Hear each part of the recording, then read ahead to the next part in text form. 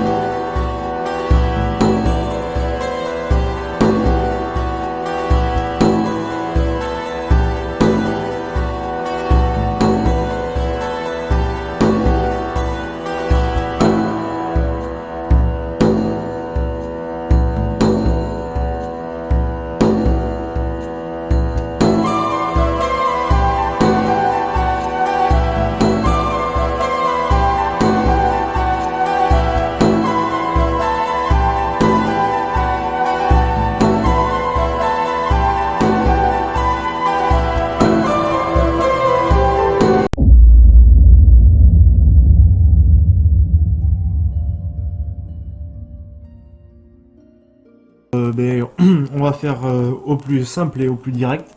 Alors, l'église de Sainte-Barbe de Fouet a été construite dû à une légende populaire qui se raconte dans le pays. Alors, un coup de foudre. À la fin du XVe siècle, le seigneur Jean de Tolbaudou, seigneur de Lac-Malo, chasse sur les terres de Fargouet lorsqu'il est surpris par un orage épouvantable. Donc, comme ces temps-ci, c'est une grosse tempête. Lorsqu'il est craignant d'être broyé par les rochers qui lui tombent littéralement sur la gueule, faut voir,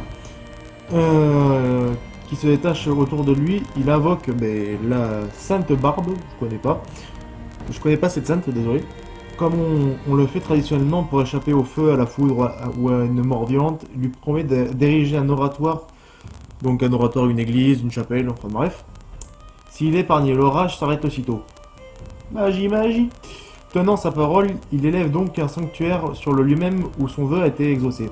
Avec l'aide du seigneur de Fouet à qui il rachète le terrain. Cette chapelle est posée au milieu des rochers.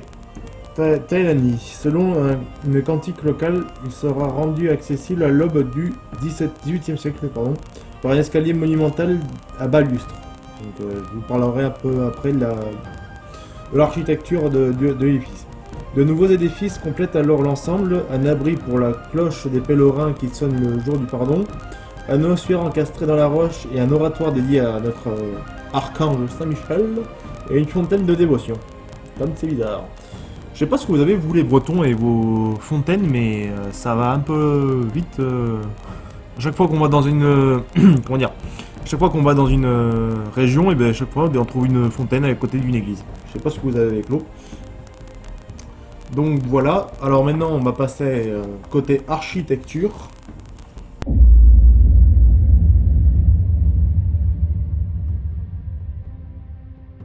Alors, question architecture, Sainte-Barbe-de-Fouet a été construit à 178 mètres de hauteur. Je sais pas si vous vous rendez ce que c'est.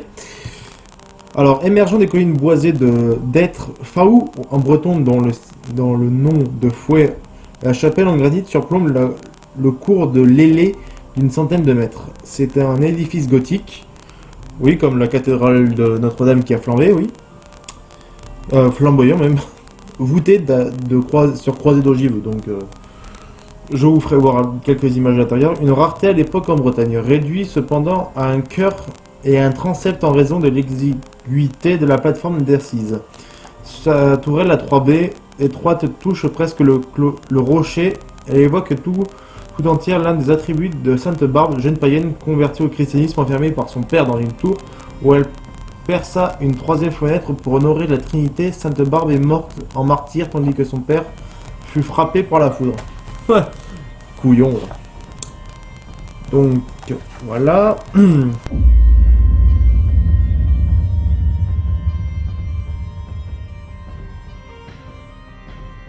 S'appelle Les Épingles de la Fontaine. C'est un bassin qui était longtemps utilisé par les jeunes filles désireuses de se marier. Donc elles prenaient une épingle de cheveux et mettaient dans la poupée.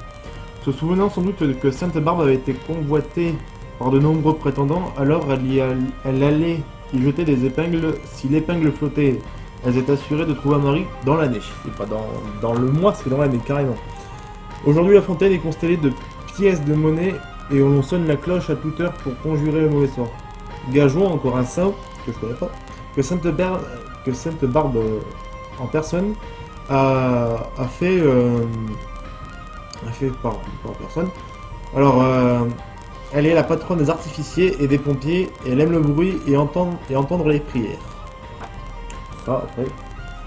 Alors, maintenant, on va passer à un autre mystère très convoité, on va dire. Alors, c'est la chapelle de la Vraie Croix, ça s'appelle. Cette chapelle du 18e, 19e siècle, oui, c'est ça, devrait son nom à un fragment de la croix du Christ, voilà, qu'un chevalier breton aurait perdu en ce lieu en revenant de Terre Sainte. S'y étant rendu compte de sa disparition, l'homme fouille la place et aperçoit l'écrin de la relique brillant à la cime d'une aubépine, dans le nid d'une pie. Bravo. Il le récupère, le dépose dans la chapelle des Templiers voisine, mais la relique s'envole de nouveau. Le chevalier en conclut qu'elle doit être hissée en hauteur du nid. C'est pourquoi la chapelle s'élève sur 2 niveaux, et non pas un. Au surplus de l'édifice, forme curieuse, une voûte au-dessus de la rue. Les pèlerins sont ainsi assurés de recevoir la bénédiction de la relique, puisque sa croix reliquaire, belle pièce d'orfèvrerie du XVe siècle, est exposée dans la chapelle haute, aujourd'hui comme elle y était hier. C'est pas mal le jeu de mots. Donc, voilà les amis, donc c'était très court certes, mais bon, en général mes formats durent que 10 minutes, donc j'ai fait au mieux. Donc si ça t'a plu, si t'as aimé, si t'as tout aimé, si t'as bien tout compris, eh ben tu sais ce qu'il te reste à faire, à liker, à partager, à commenter, faut pas avoir peur, je vais pas vous bouffer non plus. Donc voilà les amis, allez ciao.